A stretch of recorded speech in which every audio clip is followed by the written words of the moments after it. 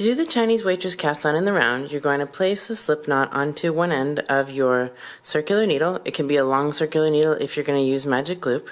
And the cast-on is going to be the same as the regular Chinese Waitress cast-on, and I go more into depth into my other Chinese Waitress cast-on videos, but I'll give you an overview.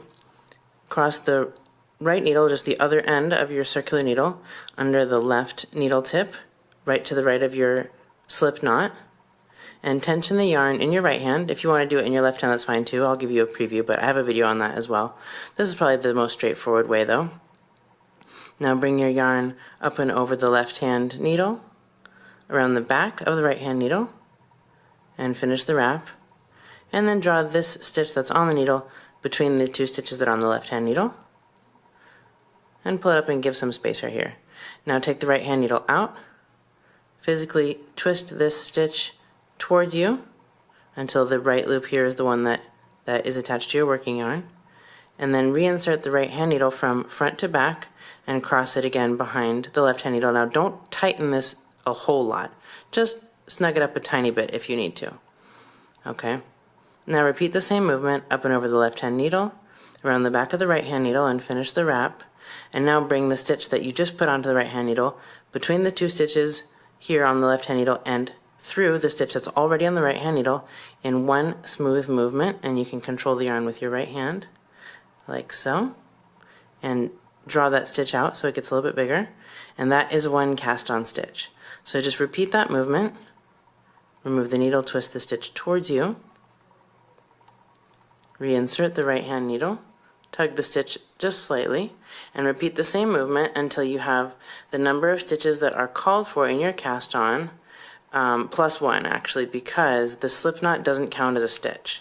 So if you need 20 stitches or 200 stitches, just make sure, well, I'm actually going to show you what to do with the very last stitch that you put on. The last stitch is going to be your last cast on stitch. So forget what I said, you can actually just cast on the exact number of stitches called for, and then you're going to add the last stitch and take off the slip knot, and I'll show you what that looks like. So go ahead and cast on as many as you need onto one end of the circular needle.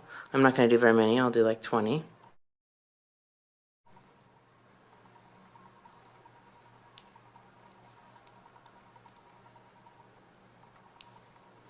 So now I've got 20 stitches, including the slip knot, cast on onto my needle. There's 1, 2, 3, 4, 5, 10, 15, and 20. And since I want 20 and I'm not going to use the slip knot, we have 19 really, and I'm going to take this last stitch, take the needle out, and then slip it with the left needle going in from front to back onto the needle. So now we've got 21. Alright, so now I'm gonna do this, in this case, magic loop, but you could just push the stitches onto the cable of your needle and divide them in half. Just find the midway point there, there's 10 and 10, although it doesn't really have to be actually exactly even. It'll work no matter how you divide them. Okay, pull the middle of the cable out. And this will really come in handy if you're using this this cast on to do like a brioche project or to a hat or anything like that, anything in the round. Okay, and now, let's see, we want our working yarn on the back needle. So here's my working yarn, that's just the slip knot yarn. Okay, so just put the needles so that they are in the back, the working yarn's in the back, and just make sure that the cast on edge is all in the middle here. It should look like kind of like alligator teeth or something. We don't want to see anything like that. No twists around, okay? Alright, so the working yarn, the one attached to the ball, is on the back. We've got 10 stitches on the front, and we probably have 11 here. 1, 2, 3, 4, 5, 6. Whoops, 1, 2, 3. Ah, here we go. Okay, so I've got 11 on the back here. That's fine. It doesn't really matter. You're now ready to knit into your Chinese Waitress cast-on to start beginning the round. Take your working yarn and just put it over between the two needles and over the back of the back needle, and then scoot your stitches on the front needle to the front and just scoot this slip knot off the needle tip and give it a pull, and it's just going to come out. Okay?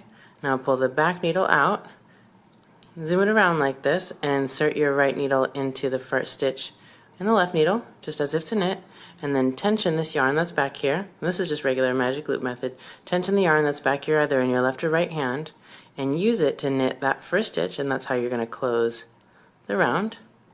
You don't want to tighten up too much, but this you can tighten up if it feels like it's getting loose. You can just pull the tail end, and then continue to knit the stitches, and as you go, your round is going to start to form, and you're going to have your cast on for your hat or whatever it is that you're knitting in the round, Chinese waitress style. Trying to learn and master knitting on your own is frustrating.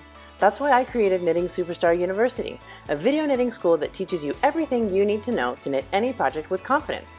Get instant access today at knitfreedom.com.